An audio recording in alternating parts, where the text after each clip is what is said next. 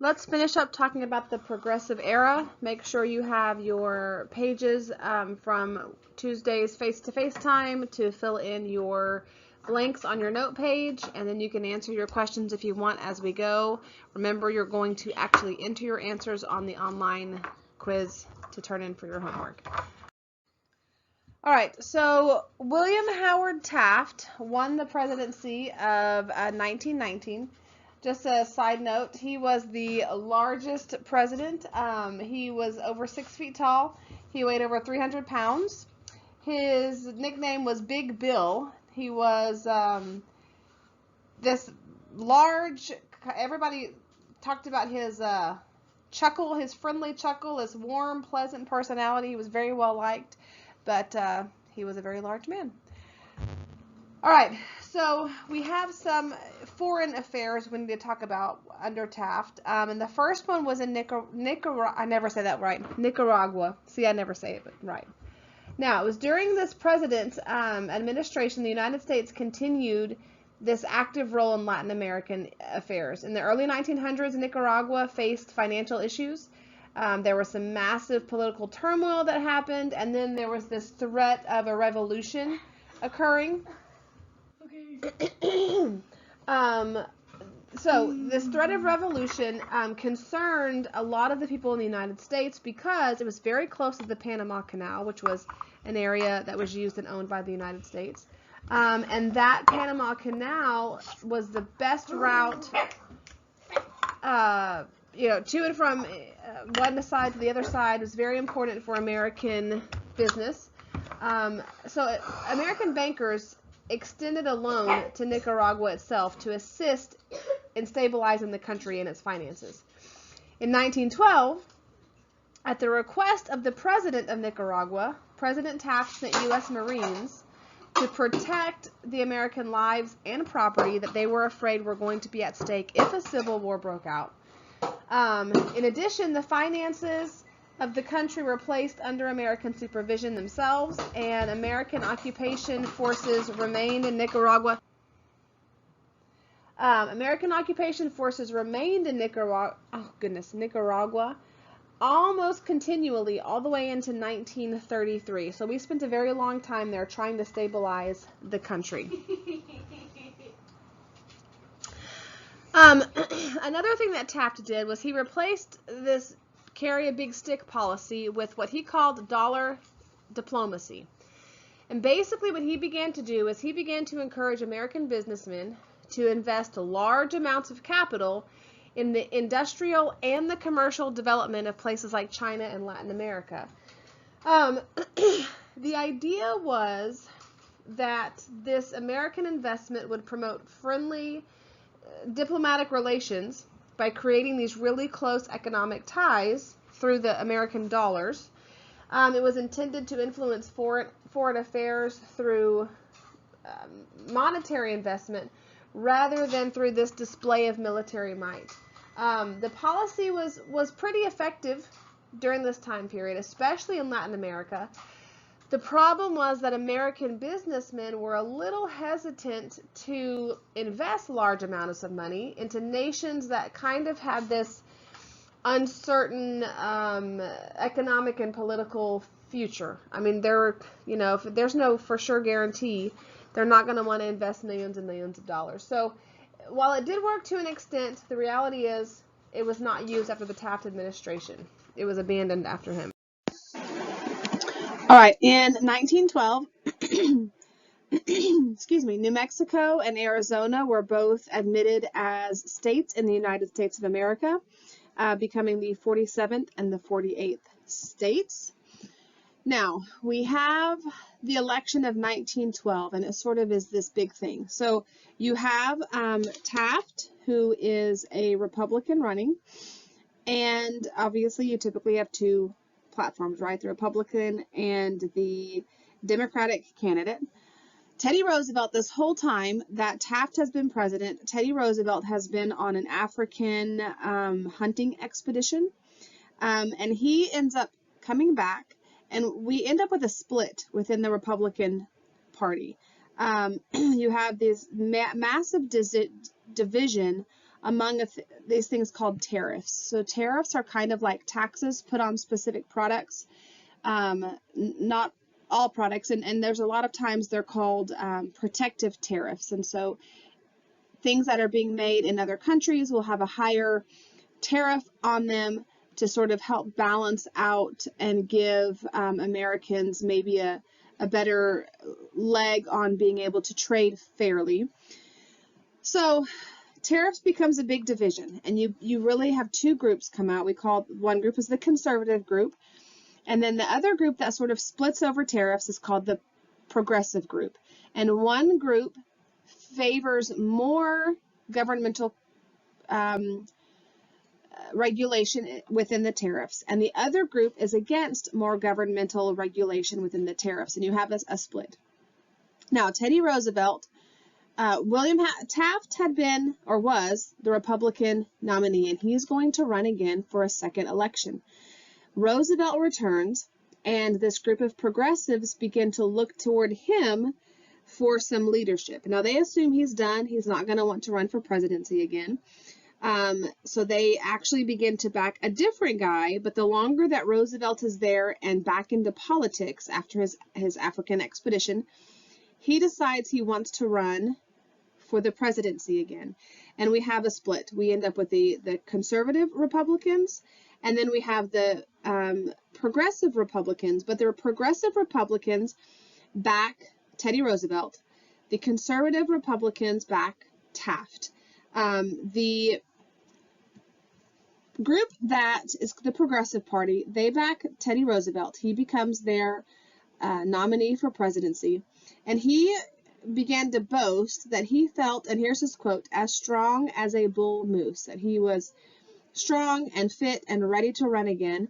So they called themselves the Bull Moose Party because he was as strong as a bull moose. Now here's the thing. Republicans have two nominees, conservative group and a less conservative group, again called the Bull Moose Party. Thomas Woodrow Wilson, we just normally call him Thomas Wilson. Woodrow Wilson, we'd hardly ever use the word Thomas, runs for the Democrats. And ultimately, he calls his proposed program, he calls it New Freedom. It's a little bit less progressive, in all honesty, than the Bull Moose Party was. And with the Republican Party then divided, Woodrow Wilson really easily wins. He wins the majority of the popular votes. And if I can just sort of take a side note here, that's always a bit of a concern, is that when you have a party who splits within a voting system, you don't have enough to counteract the other. So our last election was very, very close. We had a very close count between the Republicans and the Democrats. And at this point, if either one of those parties were to split this way and have two candidates, they don't have enough voting power to undo the other one. So I always am leery when a party splits like that, because it basically is an open door for the other political party to come in. And that's what happened. Wilson just walked in and pretty much took that election because the Republican Party was split. At this point, Roosevelt retires from politics. He actually goes to South America and does his expeditioning there. So Woodrow Wilson becomes the 28th president in 1913. He's the second Democrat elected as president after the Civil War, which is kind of a big deal because the Democratic Party was the predominant party in the South. He is the first president after the Civil War to have been completely raised in the southern states, which again was a very big deal at the time period. It really goes to show the unity that's growing back in the United States after the Civil War. Wilson was they talk about how moving of a public speaker that he was, and before 1910, so 3 years prior to becoming president, he had no political prominence. Like he was not in politics at all. He had never held or even sought to hold any public offices. But he had proven himself to be this hard-fighting and uncompromising statesman prior to being elected president. In 1910, he became governor of New Jersey. And while he was there, he proved himself, he earned this reputation as this man of really great integrity. And a lot of scholars credit that back to his faith. His father was a Presbyterian minister. Woodrow Wilson held the scriptures in high esteem and really had this desire for what he considered good government. And he was willing to take a stand against these people. They were called political bosses. And so a political boss would be somebody who has political power and uses it and wields it in their favor to sort of walk all over the little man and really to benefit himself. And Woodrow Wilson took a staunch stand against these political bosses. And he really did consider himself to be what we would call a servant of the people. He understood that his position as president was to serve the American people to the best of his ability. And again, he goes back to that phrase, good government. And one of the big things that happened under his presidency was called the Underwood-Simmons Bill.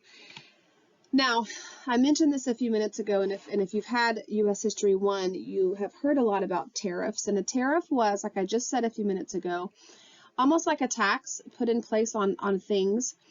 And this is what raised money for the government. And there are still, even today, I'm not sure if they're tariffs. I need to look that up. But if you go to buy like alcohol or cigarettes, if you ever notice, the cost is much higher than other items. And there's a higher, from what I understand, there is a higher tax rate on things that are not necessary, like alcohol or cigarettes. So we still have this in place in order for the government to bring in some additional income for the government to run. Now, prior to this time period, there's no income tax. So today, I get a paycheck, and the government takes a portion of that paycheck as a paycheck income tax on our income, and that is a huge chunk of what the government runs on, which our government needs to have income. They need to pay our military. They need to pay our government officials. Some of those government officials may make more money than I agree with, but that's not really the point. Our government has to have money to function. And so the way that was happening mostly at this time period were through tariffs. And it really became a big political issue. And so when Woodrow Wilson became president, so President Wilson goes in front of Congress to ask for a downward revision, so to revise the tariff to be less invasive. I don't know that this is hugely important, but he actually physically goes in front of Congress. Prior to this, since John Adams, presidents did not make public appearances in Congress. They normally sent letters, but he was so adamant about this, he physically went to the Congress and stood in front of them to plead to lower this tariff. The House quickly complied with the president's wishes, and they put into place this Underwood-Simmons bill. This is the first major tariff revision since before the Civil War. It actually was the most significant tariff probably in all of American history, for two reasons. Number one, it reduced things like basic goods, things that were necessary to live, food, raw materials, agricultural machinery. These necessities were put on the free list. They were not being tariffed. The things that still had a tariff on them were the things that were not quite as essential. Like, again, I go back to alcohol or cigarettes today. You have a higher tax rate on them. The thing that changed very dramatically from this bill was this act provided for a tax on personal income. This is the act that put on income taxes. And that's the 16th Amendment. Levying an income tax was possible by the 16th Amendment added to the Constitution. And, that's a whole conversation, and that needs to be had. It's much more fun in person, so we will probably come back to that in a bit. But let's keep going for 1 second on what's called the Federal Reserve Act. In December of 1913, Congress adopted what's called the Federal Reserve Act, which created a privately controlled central banking system under the guidance of the federal government. And basically, this act divided the nation into 12 banking districts, with a Federal Reserve Bank located in each of these 12 districts. All national banks in the country were required to become members of the Federal Reserve System. State banks, because at the time you could have separate banks, state banks were invited to become members, and really, pretty much from what I can tell, all banks pretty much did. Each regional Federal Reserve Bank had a board of directors, and this entire system was to be governed by the Federal Reserve Board in Washington. There was a 7-member board appointed by the president.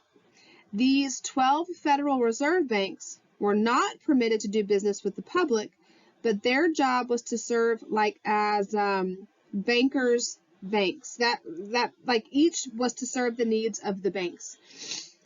Not people, but the Federal Reserve was there to take care of the banks, and those banks would help the people.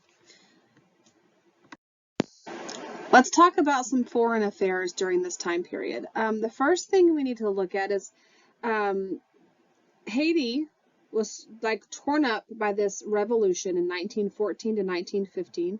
The Dominican Republic experienced their own revolution in 1916, and it just became this very ugly, messy thing. So the United States ended up sending Marines into both countries to restore order.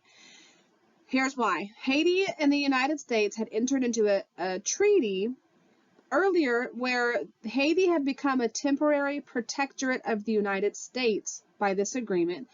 And so the United States took over supervision of the Haitian customs and helped Haiti pay off its debts. The United States continued the supervision of these finances of the Dominican Republic, which had also begun during Teddy Roosevelt's administration. Haiti and the Dominican Republic both actually benefited from the United States supervision, and finances for both countries were sort of put at this sound level because of the United States coming in and helping oversee those.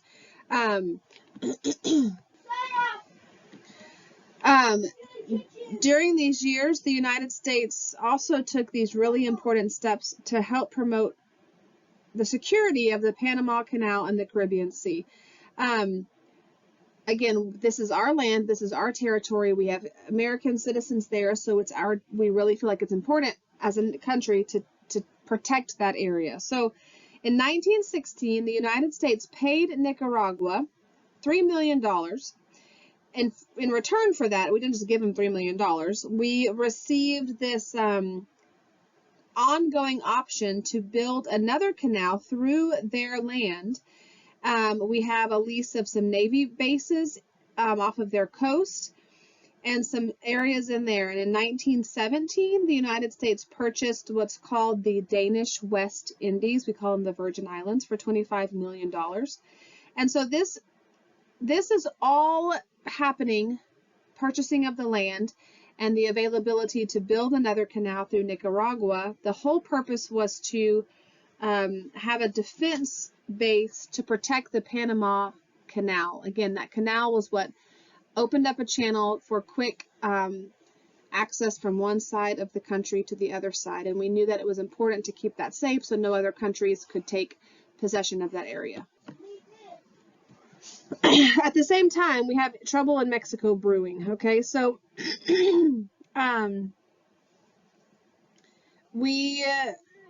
Mexico itself is torn apart by this series of revolutions internally as well.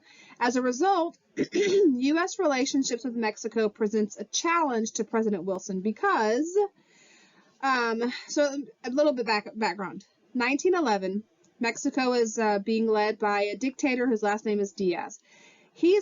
That government is overthrown. A new government headed by Francisco Madero, who promises to make these reforms, and he promises to come in and adopt a democratic constitution. He's put into power. The reality is he makes very little headway in promising to create a democratic government.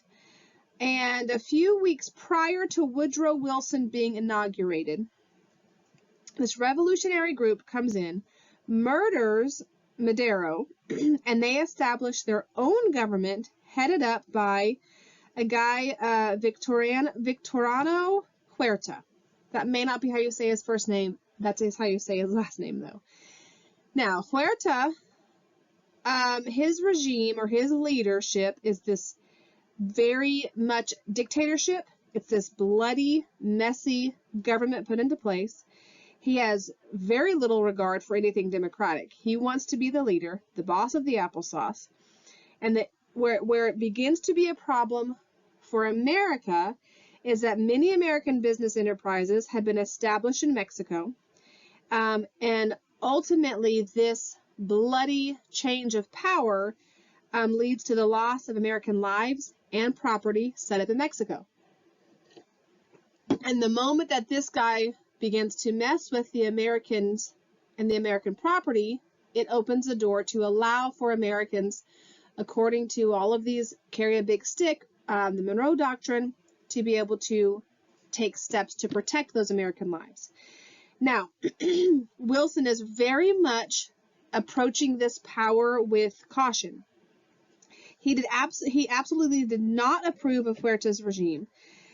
I mean, the reality is he told him, look, I'm not even going to recognize this as a government. I will not recognize a government by murder. That's what his quote was, government by murder. But at the same time, he doesn't want to intervene in the Mexican affairs as far as the Mexican government. So he adopts this policy of watchful waiting. He did not feel the line had been crossed enough to sort of jump into their Monroe Doctrine or to jump into, okay, you don't mess with us, we don't mess with you mindset. So he officially, on paper, remains neutral. However, President Wilson allowed arms and munitions, so guns and weaponry, to be shipped to Huerta's rivals. One of them was Francisco, who we call Pancho Villa. So he's neutral, but he's sending in weapons, which honestly is not that uncommon in the way government is run. The tensions over this situation in Mexico then on American soil continues to get bigger and bigger. As time goes on, more American lives are lost as the turmoil there continues. A squadron of American war vessels are actually stationed and positioned at in Mexico's Atlantic seaport town of Tampico. April 1914, a small group of American soldiers from one of those ships is actually arrested by Huerta's government. They were quickly released, but the American officials then refused to grant an apology, which was demanded by the American admiral who was in charge there. About the same time, American officials learned that German merchant ships were on their way from to Veracruz to supply Huerta with munitions. At that point, it is decided that we have to actively take action. And President Wilson then sends this Navy force to occupy Veracruz to keep Huerta's forces from receiving the armament and the munitions sent to them by Germany. 19 Americans, 129 Mexicans were killed before Veracruz was taken. So this war between the United States and Mexico really looks like it's fixing to happen. And so normally at this point in history, we've seen America step in and be like the mediators, to be the one to sit down with the two countries to keep peace. So Argentina, Brazil, and Chile, they're referred to as the ABC powers, Argentina, Brazil, Chile, offer to mediate the situation. Again, it's been the United States many times, and now the ABC powers, excuse me, offer to mediate the situation. A conference is held in Canada at Niagara Falls, and the reality is no agreement is actually made at this point in time. There's no settlement made, but Huerta at this point has pretty much lost most of his support. He abdicates, which means he steps down. He flees to Europe in the summer of 1914, and one of his rivals, Carranza, takes charge of the Mexican government. He promises to respect lives, to respect the property of foreigners in Mexico, And at that promise, because he had been standing up against Huerta, we assumed that he was on the same page as we are.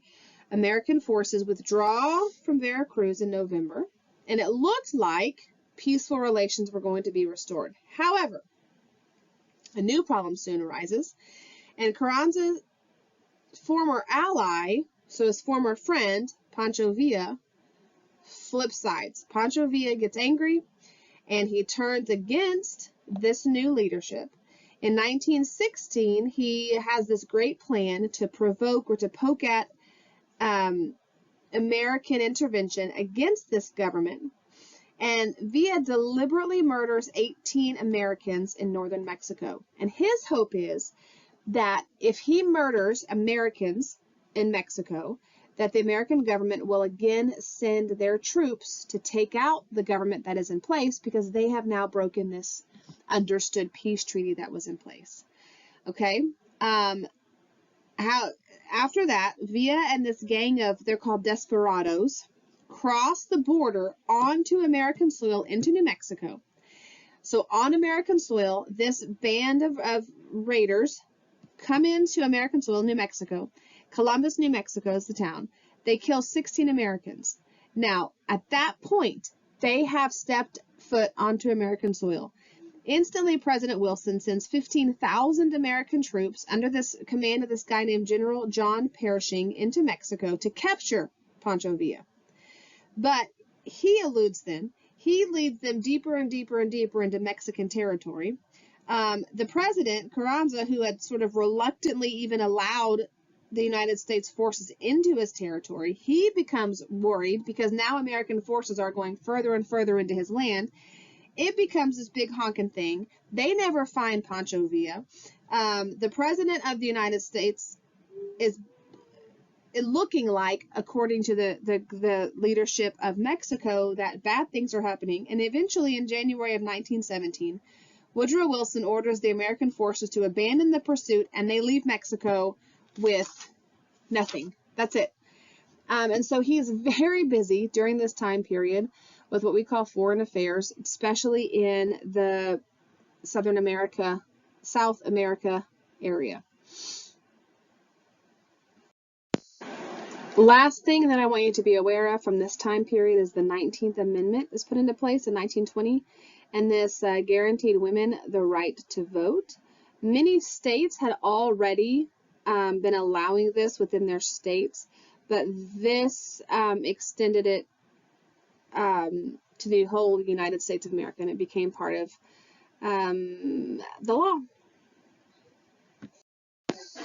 All right, don't forget about your online quiz or not a quiz, but online homework assignment, and your studying your states and capitals, because you will have to do that on campus, I believe, next week. So do your practice maps, answer your questions, and I'll see you next week.